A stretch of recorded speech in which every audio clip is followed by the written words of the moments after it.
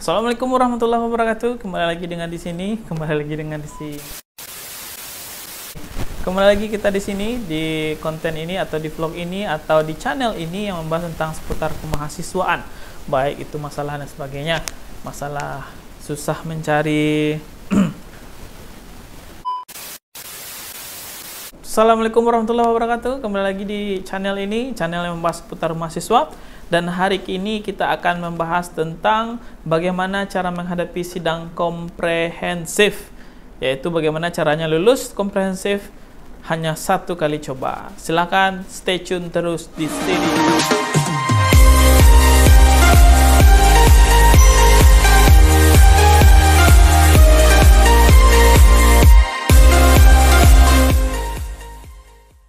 Oke teman-teman semua, kita hari ini akan sedikit berbincang-bincang, yaitu tentang bagaimana trik untuk mempermudah kita lulus dengan satu kali sidang kompre.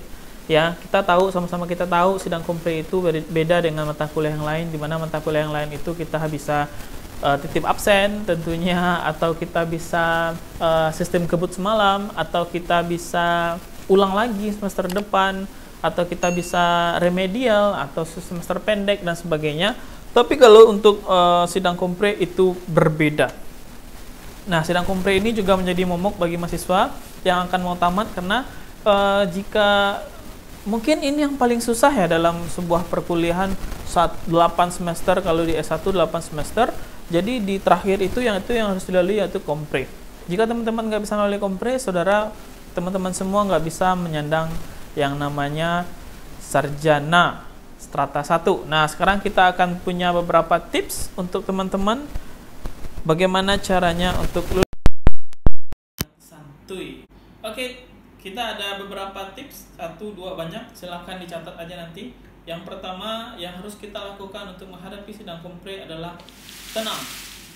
Oke, kalem, tenang dan fokus.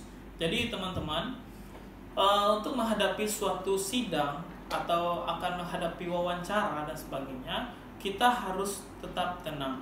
Kalau kita tidak tenang, kalau kita grogi, tergesa-gesa dan sebagainya, cemas, itu akan susah untuk mengontrol. Kalau kita tegang, nafas kita akan mulai sesak dan ujung-ujungnya kita mulai tidak fokus untuk bisa mendeskripsikan atau menjelaskan tentang apa yang harus kita jelaskan ke interview atau si dosen pengujinya, ya.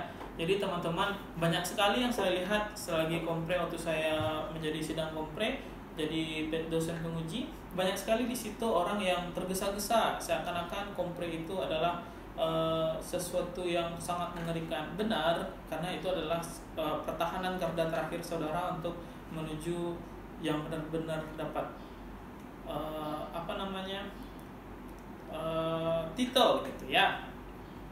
Jadi saya harap yang pertama itu kita harus tetap tenang, oke? Karena yang kita hadapi itu adalah orang itu akan melihat kita. Kalau kita tidak tenang, orang malas lihat kita. Jadi lebih baik kita tetap tenang, walaupun kita gemeteran dan sebagainya. Ingat ya, gemeteran itu tandanya baik. Nah, jadi berarti tidak semua getaran, tidak semua halangan itu tidak baik. Itu baik. Saya pernah nonton di film B.J. Habibie waktu itu, ada pesawatnya berbunyi seperti itu. Orang pada takut, tapi B.J. Habibie atau Bapak Presiden kita, Bapak Habibie, itu santai aja. Dia bilang, kalau ada terjadi gangguan seperti itu, berarti pesawatnya dalam keadaan baik, pesawatnya dalam keadaan kedap udara. Yang bahaya itu jika pesawatnya mulus aja, tidak ada getaran dan sebagainya, itu yang lebih berbahaya. Nah, jadi kita aplikasikan ke kita. Jadi kalau kita gemeteran itu biasa, karena berarti kita menghadapi sesuatu yang sifatnya serius, seperti kita cemas ya, getar itu biasa. Sedangkan profesor aja dia mau presentasi di hadapan yang lain juga akan bergetar juga jiwanya. Jadi ini perlu namanya ketenangan yang dilatih terus ya. Itu yang pertama, tenang dan fokus. Selanjutnya kita setelah kita tenang, kita lebih baik percaya diri. tips untuk percaya diri sudah ada di video saya selanjutnya, klik-klik aja ke bawah. Kenapa harus percaya diri? Karena di percaya diri ini banyak sekali nanti sugesti dari orang lain, nanti kalau kamu gagal seperti ini, kalau seperti ini, kalau bapak ini harus seperti perfeksionis, kalau bapak ini antagonis, kalau bapak ini sukanya ke teori, kalau bapak ini ke praktek dan sebagainya. Santai aja, percaya sama diri kamu. Ingat, kamu yang mengerjakan skripsi itu berbulan-bulan lamanya, sudah melalui materi, sudah melalui screening dari pembimbing 1 dan pembimbing 2. Masa ia tidak pede untuk membawa ke dosen penguji yang rata-rata dosen penguji itu hanya melihatnya 1 minggu aja.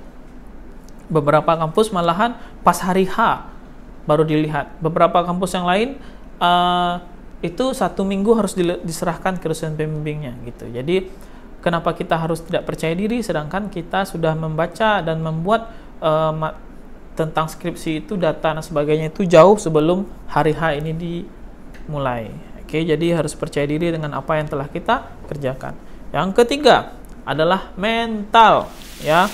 Nah, mental ini sudah ada juga di video saya sebelumnya, silakan cek aja. Kenapa harus mental? Ya dong, kalau dosen penguji itu pasti beberapa ada yang antagonis, yang pemarah bawang merahnya, ada yang bawang putihnya. Yang lebih gawatnya itu kalau teman-teman kedua-duanya ketemu sama bawang merah. Ya, kedua-duanya itu killer. Nah, itu lebih berbahaya. Dan pertanyaannya kadang-kadang yang tidak ada dalam buku yang unpredictable ya. Kadang-kadang yang ditanya itu kadang-kadang tentang masalah yang sepele sekali, kayak pengertian USB apa? Kita kan sering pakai USB mana, USB saya mana, USB gua mana, apa itu kepanjangan USB? Kan itu masalah sepele. Tapi kadang-kadang itu yang membuat kita makin mentalnya drop. Jadi siapkan bahan saudara semuanya, ilmu pengetahuan saudara, baca-baca tentang bidang yang saudara tekuni atau jurusan yang saudara tekuni, sehingga mentalnya atau persiapannya membuat mental itu naik sendiri ya. Selanjutnya, kuasai bahan. Nah, saya tidak tahu teman-teman membuat skripsi ini bagaimana caranya, apakah digotong royongkan atau ditolongkan atau memang kerja sendiri atau bagaimana, saya nggak tahu. Itu yang tahu teman-teman semua. Tapi bagaimanapun caranya, saudara, teman-teman semua harus punya yang namanya pemahaman, bukan penghafalan ya.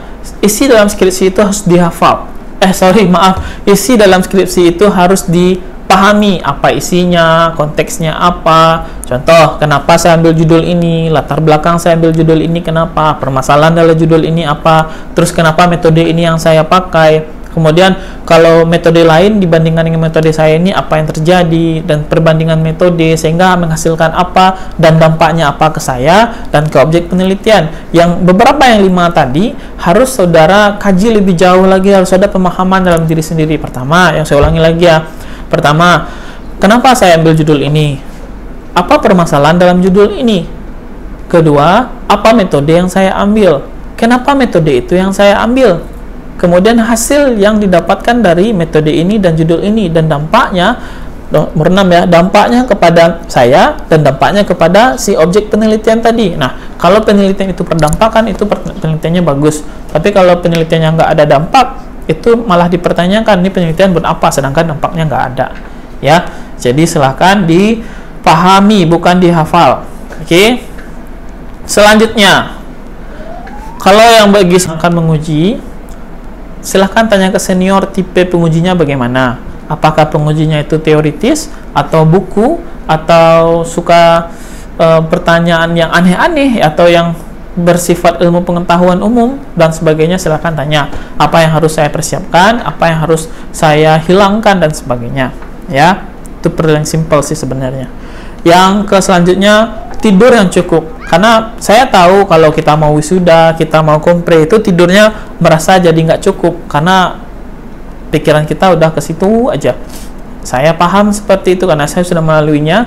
Jadi usahakan saja tidurnya cukup. Cukupnya itu relatif dari mana sudut pandangnya. Mau 2 jam, 3 jam, 4 jam, terserah. Yang penting merasa istirahat itu untuk tubuhnya cukup ya. Nah, selanjutnya persiapan slide dan bahan. Nah, saudara, teman-teman semua yang mau presentasi, silahkan bikin slide yang sebagus mungkin. Bagus itu belum tentu dengan banyak warna, banyak gaya, kemudian ada animasi dan sebagainya, itu nggak terlalu dinilai. Yang dinilai itu adalah kamunya yang berdiri di depan kami sebagai dosen penguji. Jadi kalau teman-teman semua malah membuat animasi, jadi kalau teman-teman semua malah membuat animasinya itu terlalu rame sehingga tulisannya tidak menjadi terlalu terlihat, dan teman-temannya juga akan menjadi terkaburkan atau terblur gara-gara animasi tersebut, lebih baik hilangkan animasinya. Ya, ingat, slide yang saudara bikin itu atau teman-teman bikin itu adalah slide untuk PowerPoint atau sejenisnya. PowerPoint itu bukan menjelaskan tentang isinya tetap di kepala kita. PowerPoint itu adalah untuk menentukan apa. Nah, gitu. Ya. Jadi PowerPoint itu benar-benar poinnya saja. Powernya tetap sama kita. Oke? Kepala kita tetap harus berisi, dan PowerPoint itu simple aja. Kalau saudara lihat Stephen Jobs, kalau dia presentasi tentang produk Apple-nya dulu almarhum, kita malah melihat warna background-nya hitam doang dan tulisannya putih. Tapi tetap dia sangat memukau sekali kalau presentasi. Kenapa? Karena dia mempunyai power di dalam dirinya sendiri. Ilmunya sudah di kepalanya dia, pemahamannya cukup, dan dia punya mental dan percaya diri yang tinggi, sehingga tidak perlu lagi namanya bantuan animasi seperti itu. Ya, kalau saudara pernah juga baca TED, nah di situ tuh juga banyak sekali presentasi dari luar negeri ya. Nah di situ tuh bisa kita lihat dia sangat simpel sekali, tidak bertele-tele, yang penting isinya itu dapat gitu. Dapatnya dari mana? Dari otaknya masing-masing. Selanjutnya, jadi ini yang nomor berapa saya lupa. Selanjutnya adalah penampilan. Nah, ikutin standar penampilan dari kampusnya masing-masing. Kalau pakai jas, saya pakai jas. Kalau pakai biasa aja, serahkan. Yang penting rambutnya dirapikan, bajunya dibaguskan, dan sebagainya. Kenapa? Karena ini sangat berpengaruh sekali terhadap penilaian orang lain. Kalau saudara rapi, otomatis percaya diri naik, mental naik, dan PD kita juga naik, sehingga bahan-bahan yang di kepala tadi nggak cepat buyar gara-gara kita nggak fokus kepada si dosen penguji, tapi fokusnya ke penampilan. Apakah baju saya kebesarannya, sepatunya kebesarannya, atau bajunya belum dirapiin, disetrika, dan sebagainya. Ya, ada bagusnya saudara harus bercermin dulu sebelum maju. Cermin dulu, lihat dulu, mungkin pakai kamera teman, tolong fotoin dan sebagainya. Apakah sudah oke, menurutnya sudah nyaman, sudah pede. Kalau sudah oke, lanjut. Kalau belum, perbaiki dulu. Ya, yang terakhir adalah sering berlatih dan jangan kebut semalam. Nah, silakan berlatih untuk presentasi, ngomong di depan kamera, dan jangan pernah besok mau kompres sekarang baru belajar, jangan. Kalau saya tipenya, saya akan membahas bahan-bahan, riset dulu dan sebagainya. Kemudian satu hari mau kompres, saya nggak ngapa-ngapain, saya tetap menenangkan diri, saya santai-santai, saya dengar musik yang menenangkan, atau saya nonton sebagainya. Tapi satu hari itu saya tetap akan belajar lagi, mungkin 30 menit dong.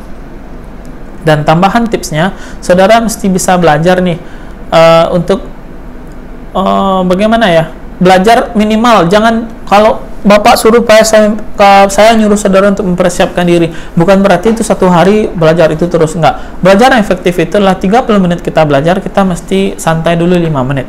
Ya, 30 menit, 5 menit. Sama seperti fitness, sudah ada satu set repetisinya, kita harus tenang dulu, kita harus santai dulu, slow dulu, cooling down dulu, kemudian ulang lagi seperti itu. Ya, mudah-mudahan ini bisa membantu teman-teman yang merasa grogi untuk mau maju sidang kompre. Ingat, sidang kompre itu yang saudara lalui hanyalah orang juga, dia pernah melalui kompre juga, bedanya adalah dia sudah, kita belum. Nah, jadikanlah itu sebagai patokan kalau dia tidak akan makan saya, dan saya juga akan tetap hidup setelah ini. Jadi itu akan membuat PD kita naik, percaya diri kita naik, dan mental kita naik. Semoga ini bermanfaat bagi teman-teman semua. Jika ini bermanfaat, silahkan klik subscribe, kemudian share ke teman-teman yang mau kompre. Kalau ada pertanyaan, silahkan di kolom komentar. Terima kasih banyak. Saya Agi. Assalamualaikum warahmatullahi wabarakatuh. Dadah.